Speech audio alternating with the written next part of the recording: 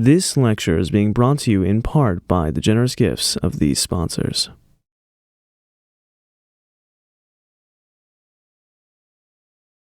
Well, thank you, Dr. Ford. Thank you for the sponsors. Thank you for the wonderful staff. I was last here 8 years ago, and I'm just so impressed how far you guys have come. I mean, you were way ahead of the curve way back then, but now, an impressive facility, geniuses at raising capital to fund studies.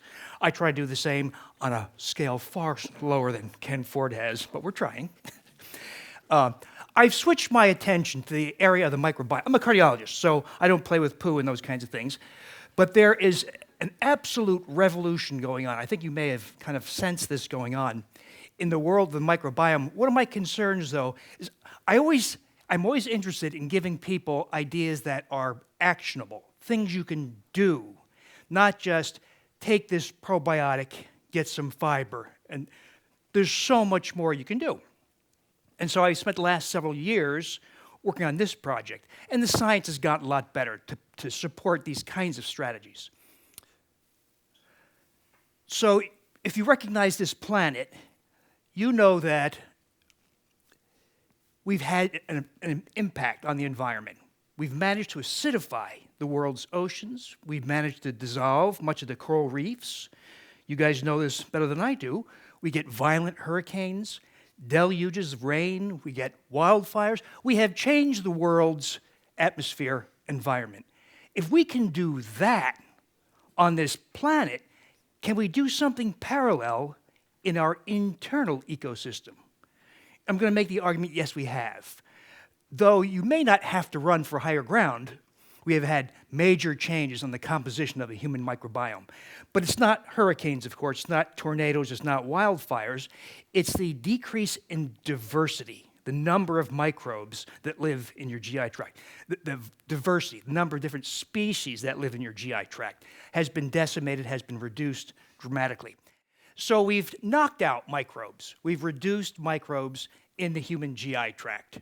Not only that, we've also knocked out healthy species, species that are good for you, and allowed unhealthy species to proliferate. And even further, these unhealthy species, these are species you've likely heard of as pathogens like E. coli or Klebsiella or Citrobacter, have proliferated, outmuscled unhealthy species, and then ascended up into the ileum, jejunum, duodenum, stomach, up into the upper GI tract. So 30 feet of trillions of microbes that live and die. Microbes don't last 70 years, right? They live and die in the space of hours to days. Well, when they die, we don't throw funerals for them, but the remnants of their bodies, some of it gets into your bloodstream. And that's a process relatively recently discovered called endotoxemia. But that process of endotoxemia now makes it crystal clear how microbes in the GI tract, living and dying, rapid succession, can be experienced as rosacea on the skin, as Parkinson's disease in the brain, as Alzheimer's dementia in the brain, as coronary disease, as atrial fibrillation, as the pain and swelling of rheumatoid arthritis in a joint. In other words, it's now clear that the microbiome, the intestinal microbiome, is not just a matter of the GI tract. It's a body-wide phenomenon via this process of proliferation and then release of endotoxemia. We won't concentrate on that tonight, though. So we've lost crucial species. Why? Well, you know this, antibiotics. By age 40, most of us have gotten about 30 courses of antibiotics. Little kids get antibiotics about twice the rate that we do. So there was a flood of antibiotics coming our way. That's not even factoring in the antibiotics in your food, right? 33% of children now delivered by C-section. Regardless of the cause, when kids are delivered by C-section, they don't pass the birth canal, of course, don't acquire the microbes from mom, and unfortunately, I know it's very difficult for a woman to breastfeed, it's very inconvenient, etc., but only about half of children by age 6 months are still being breastfed. So they're being deprived of the microbes and other nutrients that come from breastfeeding.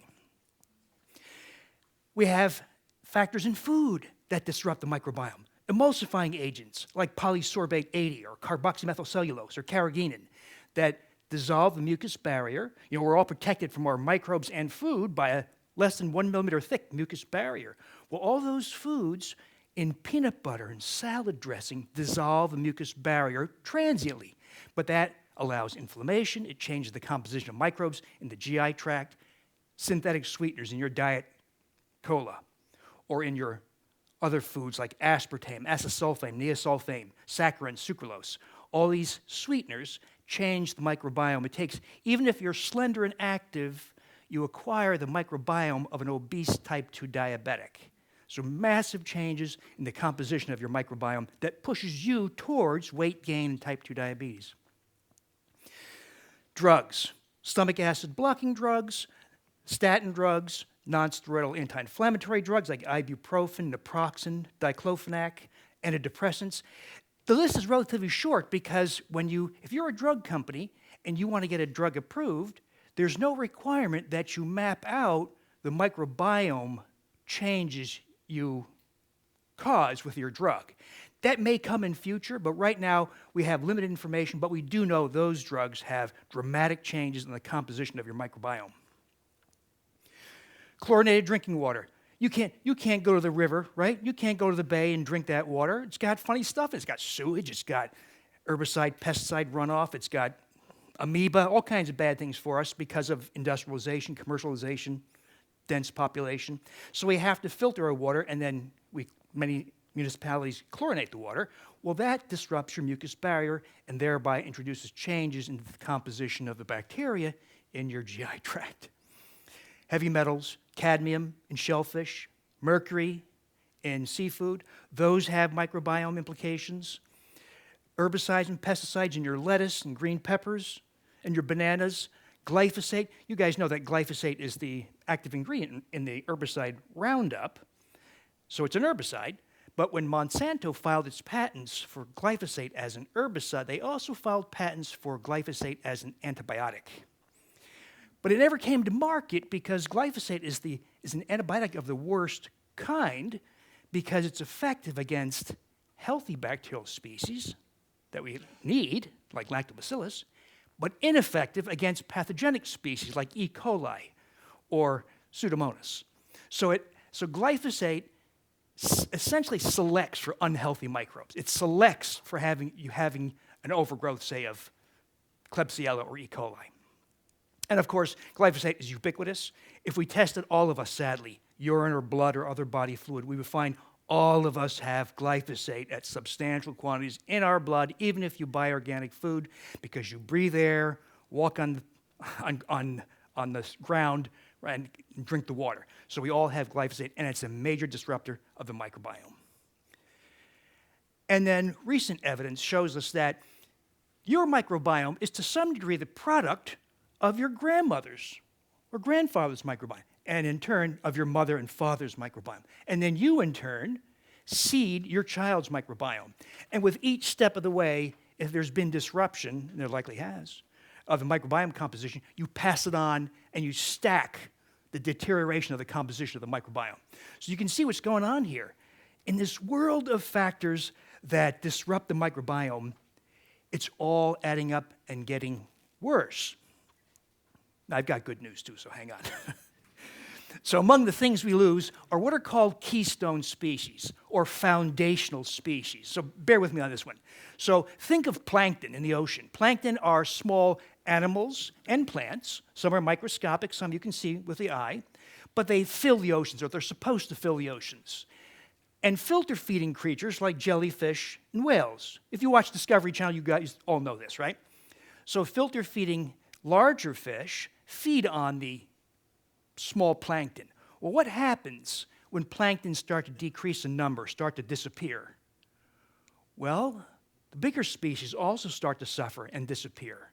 So that phenomenon that applies to the oceans is the idea of keystone species. Well, the same kind of principle applies to your internal ecosystem.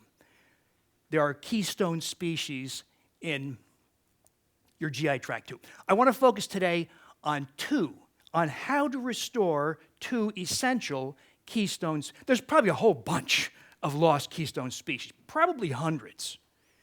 It's hard to know what's absent, right? It's easier to tell what's there as opposed to what's missing, but there are hints at what's missing.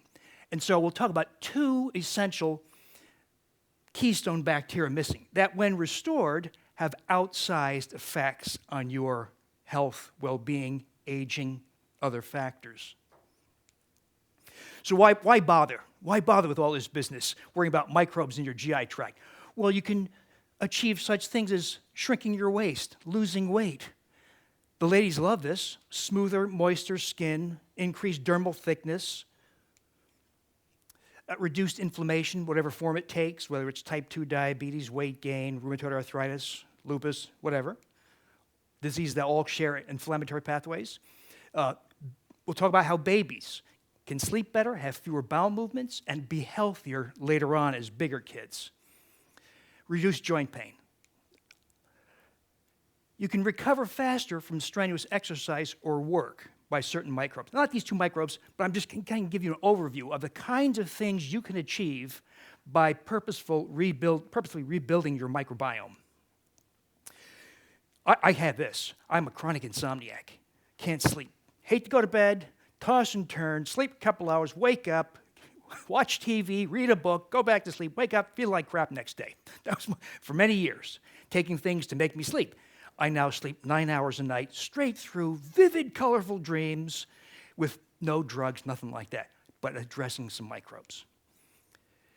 Increased strength. As we age, we lose about a third of our muscle and strength. You can get it back. And not by going to the gym 5 days a week for an hour. I'm talking about with minimal effort, you can regain a lot of lost muscle and lost strength. You can preserve bone density. So maybe rather than take a drug to do it, you can do it with microbes. Feel better, feel happier, reduce anxiety, liking other people better. Enhance your immune response. That's one of the most exciting areas in the microbiome. You can have extraordinary effects on the immune response by restoring a few microbes. You can accelerate healing. That's a biggie. So whether it's an injury you had or maybe a post-op surgical wound, whatever, you can heal faster. Healing faster is an indirect surrogate for youthfulness. So if you're healing faster, what do you conclude? You may have regained some more youthful characteristics. I'm going to go so far as to say maybe you get partial age reversal. So bear with me on that one. But I think you'll see, add it all up, and people seem to reacquire at least some of the aspects of youthfulness. So let's talk about this lost microbe, Bifidobacterium infantis. And I know these names, and you'll see the names and the strains are just a jumble, but I didn't make this stuff up, so sorry. So a baby is supposed to acquire Bifidobacterium infantis by passage through the birth canal at birth, or by breastfeeding or contact with its mom shortly after birth. But of course, most infants don't get it. About 90% of infants do not get Bifidobacterium infantis because they're, well, here we'll go through that.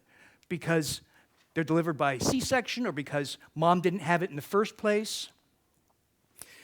I don't know if you know this, but if ladies remember when you delivered your children, you got antibiotics at time of delivery because you had an episiotomy or because you had a C-section or sometimes just prophylactically, and the baby does also, often for beta strep infection prophylaxis. So mom and baby both receive a fair dose of antibiotics, and that's just at birth. We're not talking about down the road for other reasons. So, and a lot of these beneficial microbes are very sensitive to conventional antibiotics. C-section delivery, right? So 33% of children don't get it. So where do they get their microbes from? If you don't get it from from vaginal delivery or from breastfeeding, where do you get your microbes from? Hospital surfaces, nurses, staff, right? And you guys know hospitals are hotbeds of filthy microbes, resistant microbes. So if your children are getting their microbes from a hospital, that's just not a good thing. Bottle feeding, synthetic formula, which is a real problem area. Once you let these things happen, there's an overgrowth of unhealthy microbes. We call proteobacteria or enterobacteriaceae. These are unhealthy things we would think of as stool microbes. These begin to overpopulate the baby. So the reason why bifidobacteria is important is because of all the things in human breast milk. There's all kinds of good stuff. There's antibodies, there's proteins, but there's also something called human milk oligosaccharides. Now the human baby does not have the enzymes to digest those human milk oligosaccharides. It needs specific microbes. It's an odd twist of evolution, isn't it? Humans can feed on their mom's breast milk, but don't, and get the human milk oligosaccharides, but lack the enzymes that allow them to digest those oligosaccharides. So how much human milk oligosaccharides in synthetic formula? 0. Yeah, nothing. There's some other good things in there, other proteins, other fats, etc. But in the way of human milk oligosaccharides, there is nothing. So what does that mean? Well, what happens if you were to give a child Bifidobacterium infantis? Well, the baby develops better. Neurodevelopmental progress is better. Less colic. This is an odd thing. So in the early 20th century, baby poop was very acidic, and they had less diaper rash. Modern poop is more alkaline, about 10-fold less acidic.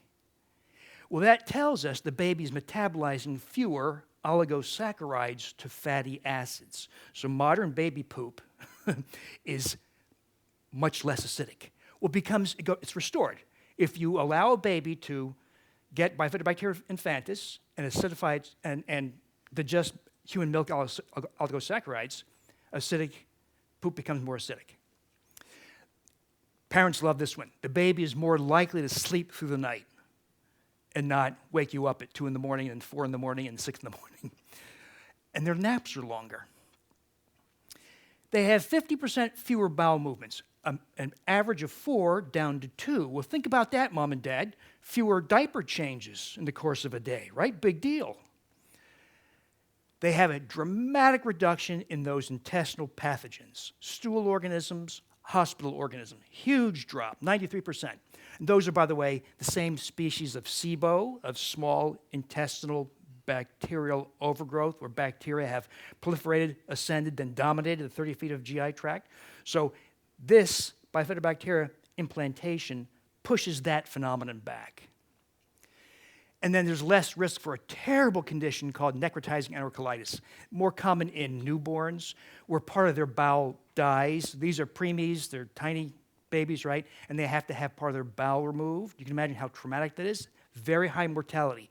Well, Bifidobacterium infantis dramatically reduces potential for necrotizing enterocolitis, suggesting it is a necessary microbe for intestinal health in an infant. So that happens in newborns. What happens to a child some years later? Less asthma, less nasal allergy, less likely to have autoimmune diseases like type 1 diabetes, which is a lifelong diagnosis. Less abdominal pain should they develop irritable bowel syndrome. They have higher IQs. In other words, they're less likely to become obese. Just this one maneuver changed the course of that child's life.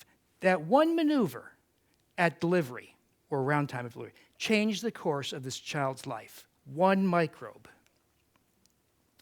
So how do you restore it? Well, I'm telling you about commercial products, not because I want you to buy things, but because if it's not sold commercially, you can't get it, right? If I told you you have to go source it from the stool of somebody from Venezuela, you're not going to do it. So we got to get it from commercial sources. So I have no relationship with these companies, so I have no reason to tell you except these are good sources for these microbes. Where there's a company in San Francisco that commercializes products. It's called Avivo. They sell it to you in these vials or in sachets, and they tell you, take some of this Bifidobacterium infantis, express some breast milk, mix the microbe powder into the breast milk, feed it to your baby, okay? I'm going to tell you, you can do better than that. By the way, that's another strain that might work, maybe. A word about strain specificity. So when you play with microbes, as you're going to be doing, I think, you have to pay attention to strain, species, and strain. So to illustrate, I've got E. coli. You've got E. coli. Your family has E. coli.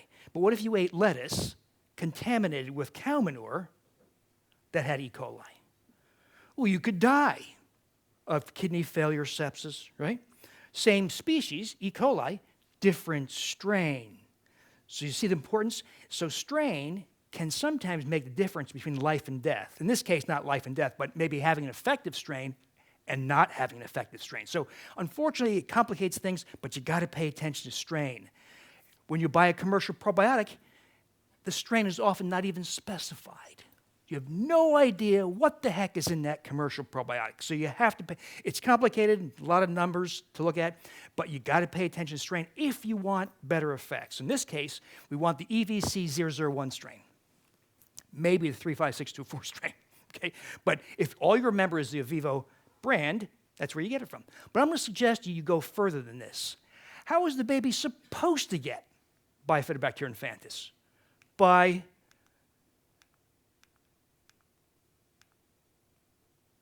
getting it from mom, right?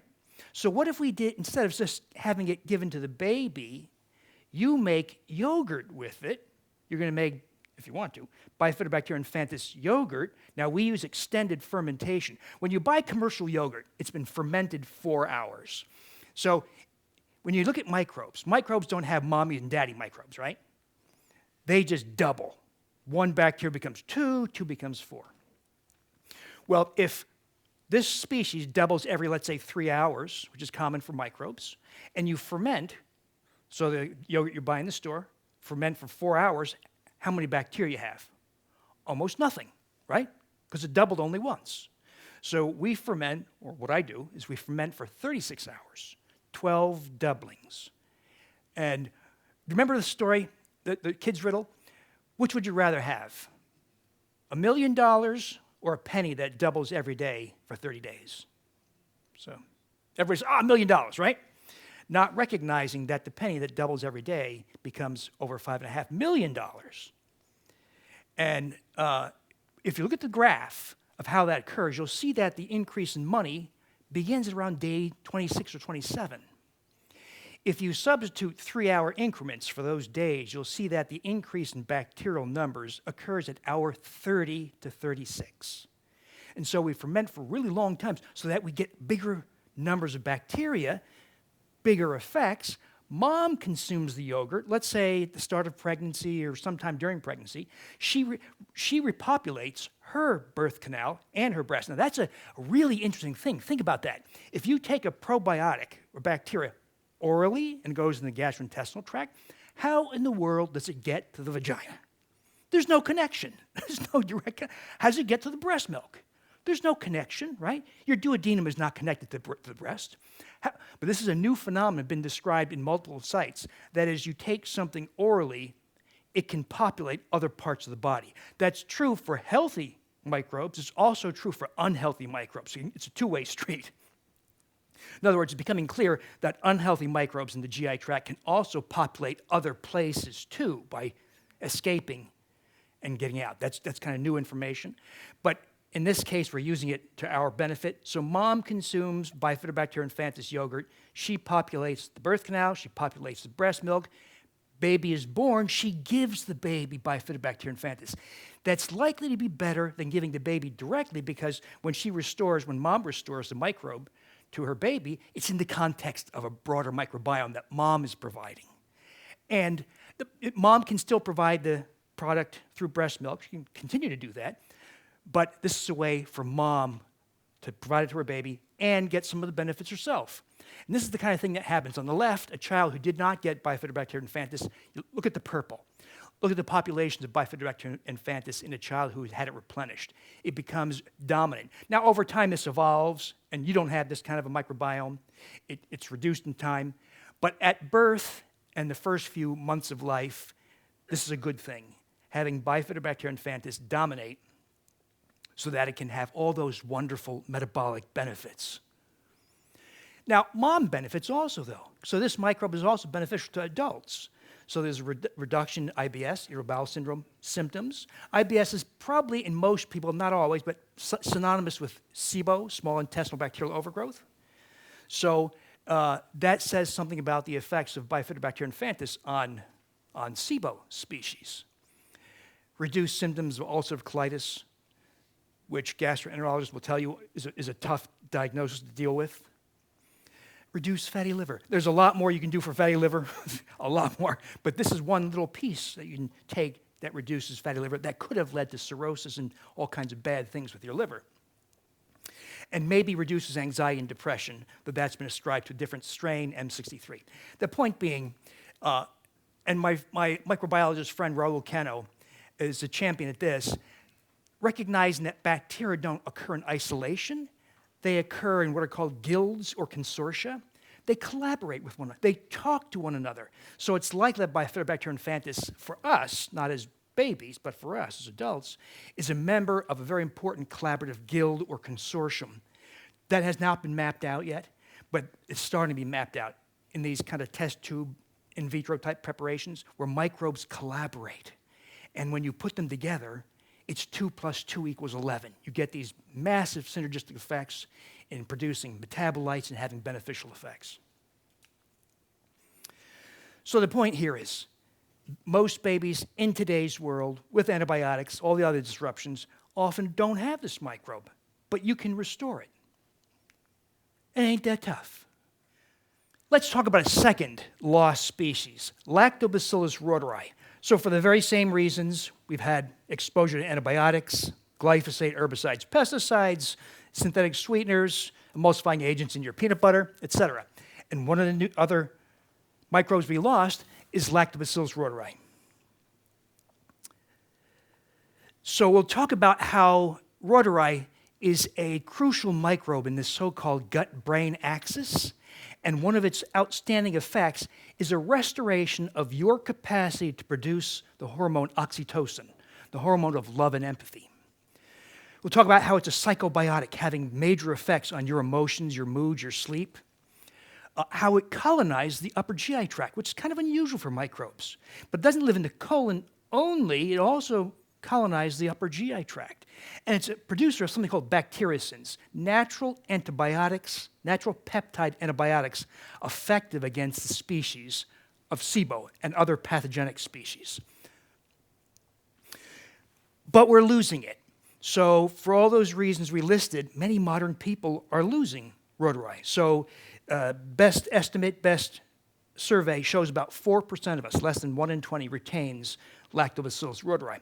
So back, Dr. Gerhard Reuter discovered this microbe, characterized it in Germany in the 70s and 80s, and then a researcher, Dr. Ivan Casas, went to South America. He had to go to the highlands of Peru to find an indigenous population, found a woman who expressed it in her breast milk.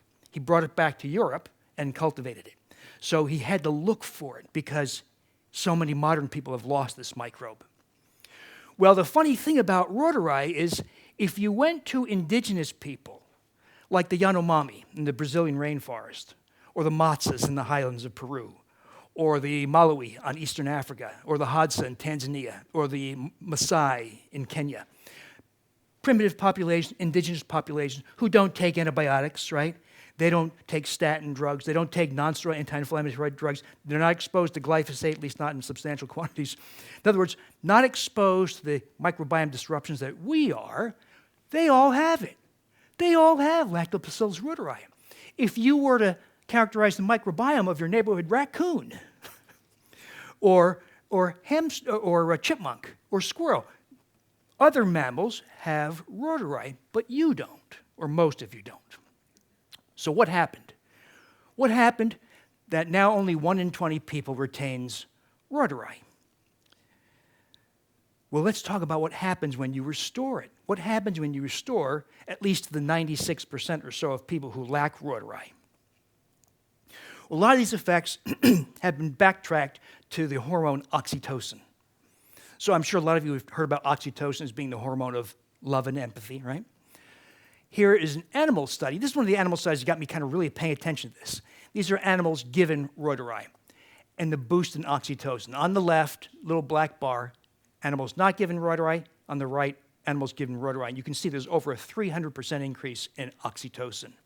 Interestingly, in the B graph, that's plasma corticosterone, which is the same as cortisol in humans. Look at the reduction in cortisol. Cortisol is the hormone of stress. So there's potentially a dramatic reduction in stress effects. And even more interestingly, C, I wasn't going to talk about this, but it's so interesting. The thymus gland sits right here, and it's the gland of T-cell immunity. So when you were 15, your thymus gland was at its maximal size and T-cell production capacity. After age 15, it starts to shrink. By age 70, it's about 10% of its former size and much less capable of launching a T-cell response to flu virus, COVID-19, pneumococcal bacteria, etc. So it explains why the thymic atrophy or thymic involution explains why people are more likely to die, say, of flu or pneumococcal pneumonia at age 75 than at age 15. Or why there's more cancer, because there's less immune surveillance. Giving someone reuteri, at least in animal models, and thereby boosting oxytocin, reverses thymic atrophy.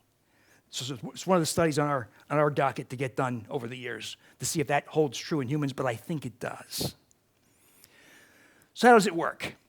So you restore reuteri to your GI tract. It colonizes, remember, the entire length of the GI tract, not just the colon. It colonizes stomach, duodenum, jejunum, ileum, takes up residence, sends a signal backward, retrograde, through the vagus nerve, to the pituitary and hypothalamus to release oxytocin. So it's kind of a convoluted mechanism.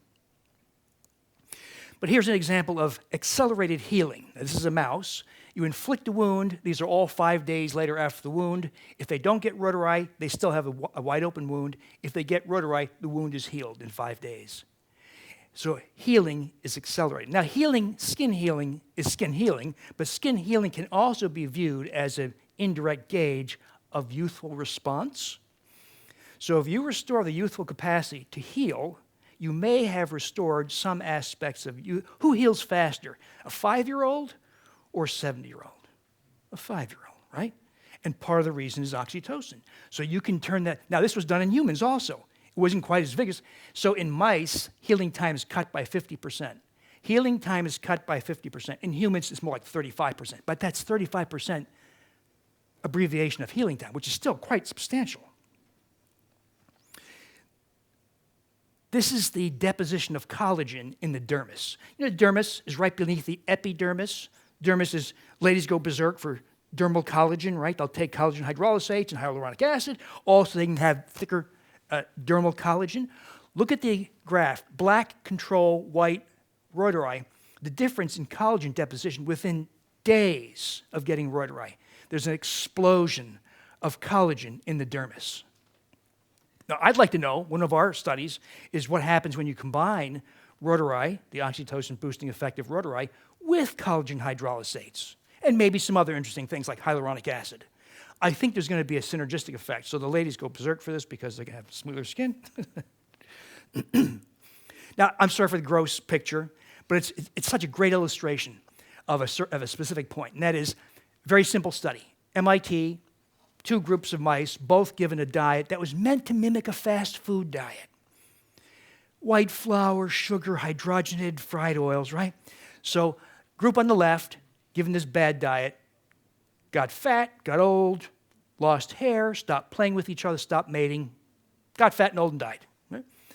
Group on the right got reuteri with the crappy diet, stayed slender, had thick fur, played with each other, mated with each other. They stayed young until death. Did you catch that? They stayed young until death by having reuteri. Now, that's mice. Does this happen in us? Well, tough thing to prove. But evidence so far is bit by bit coming out, yeah, it does apply to us. Another example. So I'm looking at the two bottom slides. So the left slide, see, they're like the red circles. This is cross-section of muscle in an old mouse. Few cells in cross-section, and they're atrophied. On the right, an old mouse's muscle given oxytocin. Muscle now looks like a young mouse. It reverses muscle loss. So in humans, if we lose 35% of our muscle mass and strength as we age, and by the way, we're seeing this play out in humans. Anecdotally, we have not designed the study in humans yet to do that, but I'll tell you, those of us who are we'll talk about making yogurt out of this thing. Many of us have an explosion, a return of youthful muscle and strength. So we could say that reuteri acts as a so-called psychobiotic. So it's the hormone of love and affection, whether it's a mother for its child, for you for your spouse, for you for your children, for you for your neighbor, for you for the person on the other side of the political spectrum. So it's a return. Now, so think about this for a moment. We're talking about a microbe lost by 96% of Americans, responsible for provocation of oxytocin, when restored, at a time of record social isolation, suicide, divorce. Could the loss of reuteri in most modern people be at least part of the explanation behind these modern social phenomena? I think it is. I think that there's more to it than that, right? Of course. But it could be at least part of the explanation for a lot of modern social phenomena. So anyway, as a psychobiotic, oxytocin is responsible for love and affection and seeing another person's point of view. It's important for sociability, for the desire to connect with other people, and a reduction in social anxiety, that anxiety you might get when you have to be at an office party or a neighborhood party, that is reduced. That's a real problem for some people. Social anxiety.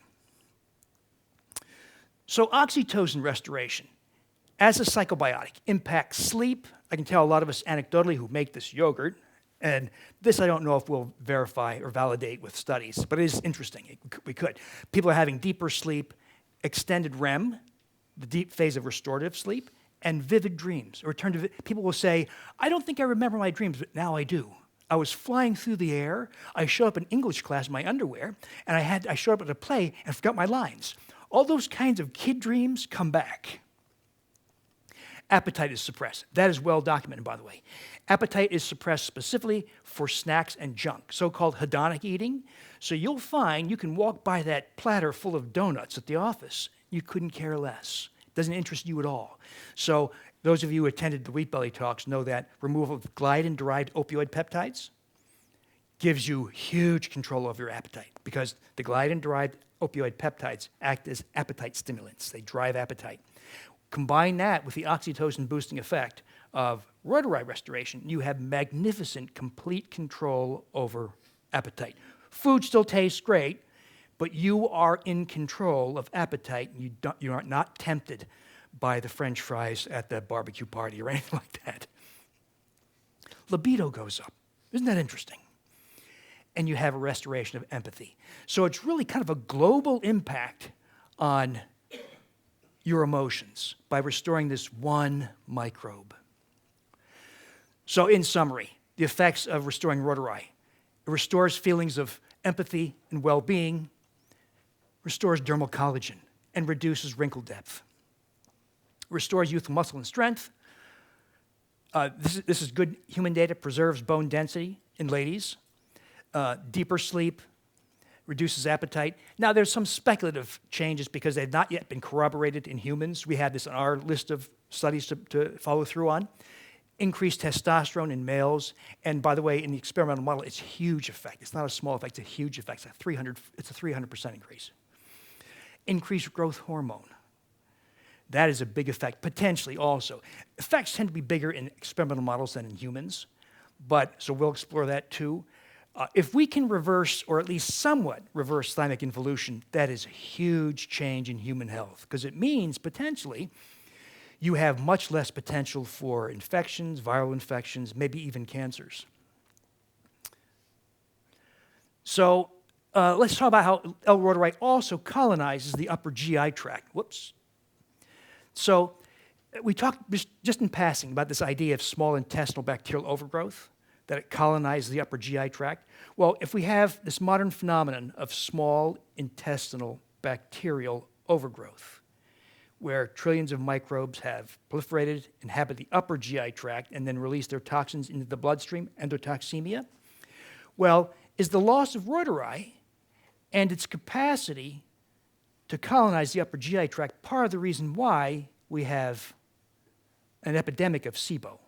My back-of-the-envelope calculations on how many Americans have SIBO easily exceeds 100 million people. It's a whole other conversation, but you'll see the emerging evidence suggests this is true for about 1 in 3 Americans now, that we have this proliferation of microbes in the GI tract. But it doesn't show up necessarily as an abdominal symptom. It could show up as psoriasis, or restless leg syndrome, or migraine headaches, or rosacea, or numerous other conditions. So as an illustration of the immune protecting effects of reuteri, here was a nice little Canadian study. They just gave workers in a factory reuteri at relatively low dose. You know, we went through a period where if you bought a commercial probiotic, the dose given to you were in the millions. But it's becoming clear that effective doses of probiotics should probably be into the hundreds of billions, 1,000-fold more than what we were getting from the early versions of probiotics. Well, anyway, in this factory population in Canada, given low dose, essentially baby dose reuteri, but nonetheless, on the left side, how many people got sick, called in sick? About 27% without reuteri, about 11% on reuteri. But look at the shift workers. 33, 34% called in sick over this almost 2-month period, 2.5 months, and nobody called in sick. It's just one of the pieces of evidence that reuteri is a crucial player in your immune response. So there's some really cool emerging observations with reuteri coming out. So reuteri and oxytocin may be very important for kids with autism. They're giving kids intranasal oxytocin, but this is a way to restore endogenous production of oxytocin, your own internal production of oxytocin, which is likely superior. Intranasal is about a 90-minute phenomenon. When a mom gets injection of oxytocin to cause uterine contraction at delivery, it works about 3 minutes. Intranasal, about 90 minutes. Endogenous, 24 hours. It's continuous around-the-clock production. So I think that's probably a more rational use of oxytocin in an autistic child, but that's going to be examined. We have some plans underway to look at that question. You know how farmers will give their livestock antibiotics to make them grow faster, right, and be heavier? But then, in turn, you get antibiotics, often residues in the meat. Well, if you give that animal reuteri instead of antibiotics, it grows just as much more as it would have getting antibiotics. So this, I'm hoping, will trigger a trend to get away from antibiotics, and they are. And it may be we give them microbes, like reuteri instead, which is a lot better idea. It may heal colitis, like ulcerative colitis, or at least contribute to it. Reduce skin inflammation, photoaging, sun exposure. It may protect you from melanoma because of its effects on skin. That's experimental, that has yet to be corroborated in humans. It may be a major player in protecting your dental health and can reduce the common atopic dermatitis in your skin. And so what we're trying to do is restore microbes. These are just 2 examples. Bifidobacterium infantis. And by the way, even if you're not planning to have children, you may have children or grandchildren who are grown, or one of your children are preparing to have a baby. Letting them know about Bifidobacterium infantis can be very, very important for their child's future health. And then reuteri is for everybody. By the way, let me tell you, because I don't have those slides, how to make this, if you're interested in the yogurt. So we're going to use prolonged fermentation. We're not going to do what they do in a factory to make Chobani, Stonyfield, Faye, right, none of that stuff. 4 hours fermentation. We're going to use extended fermentation. We're going to use, if you want to do this, 36 hours of fermentation, 12 doublings. So just like that kid's riddle, right? You want to allow enough time for the growth curve to be vertical. We did flow cytometry on these yogurts, and the last count we got was 262 billion counts per half-cup serving. So to make the yogurt, you need the microbe. So you need either the Vivo EVC001.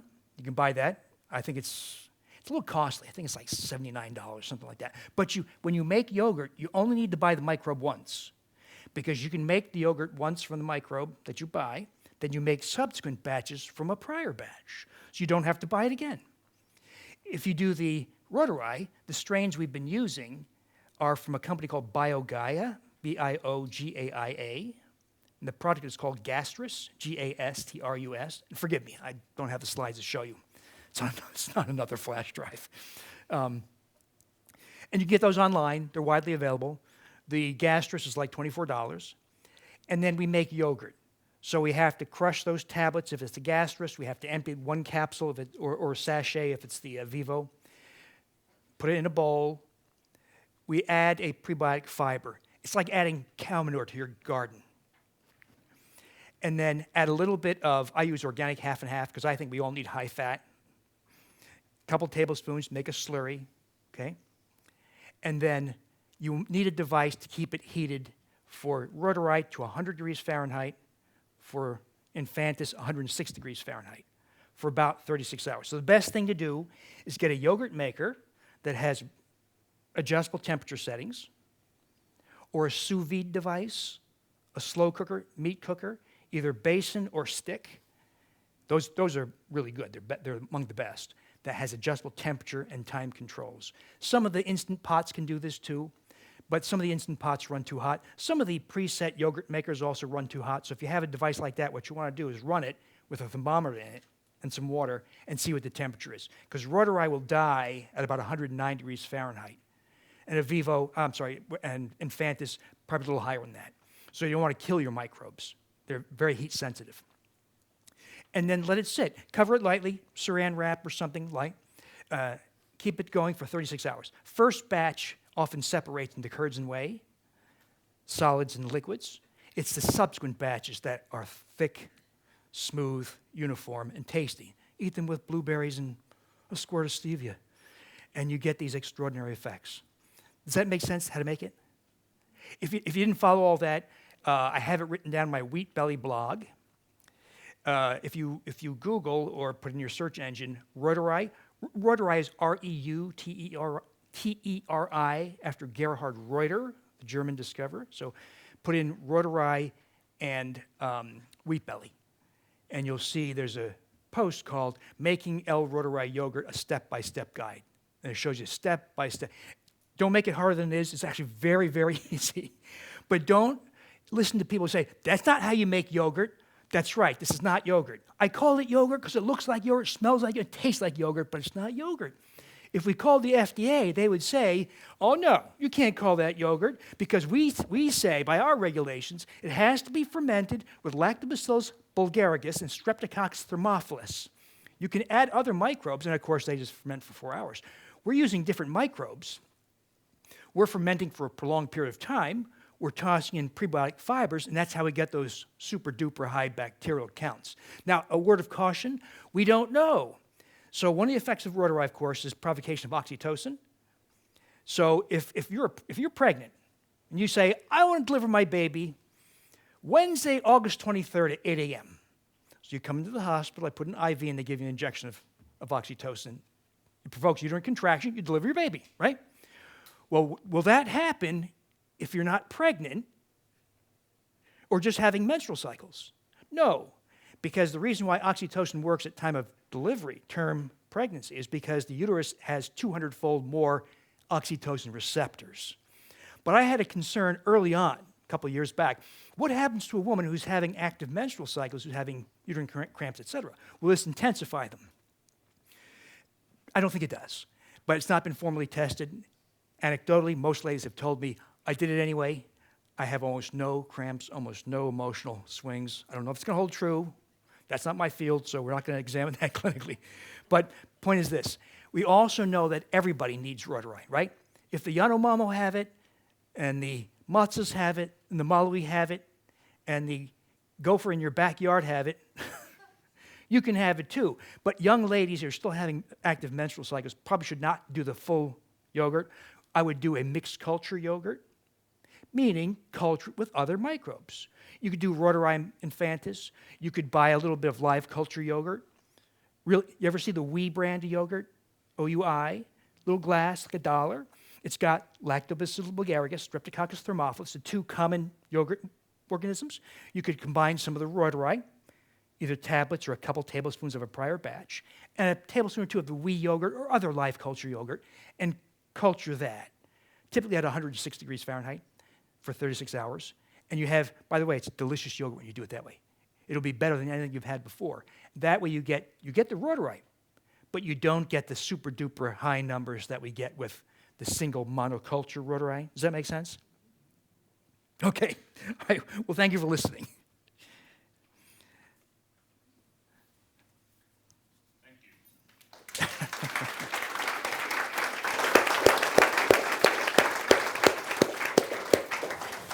So we have some time for questions.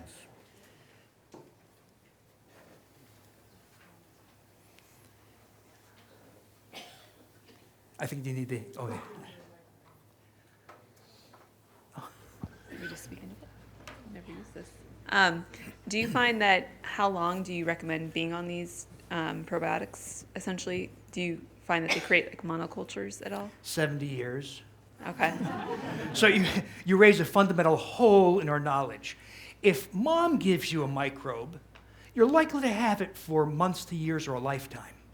If you take it as a probiotic, it's gone within days, maybe weeks, with some exceptions. The infantis, by the way, I believe has been shown to persist for up to 60 days, I believe. So it's a little unusual. That was a little better than others.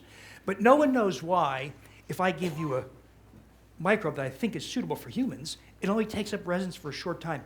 It's probably because of that issue I raised that Raul Keno talks about, that we're just giving you a single microbe. What we probably should do is give you a collection of collaborating microbes, a guild, so that these microbes support each other and they're more likely to take up long-term residence. But those guilds or consortia have not been fully mapped out. We'll probably have it within the next 5 years, though. Thank you.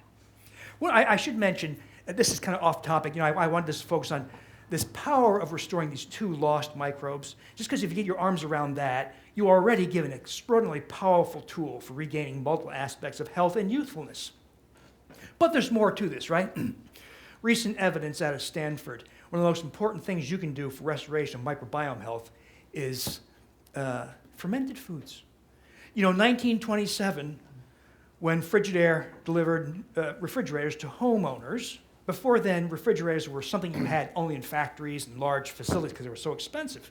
In 1927, they became more affordable for everyday people. And then Freon came out, the refrigerant that was used back then.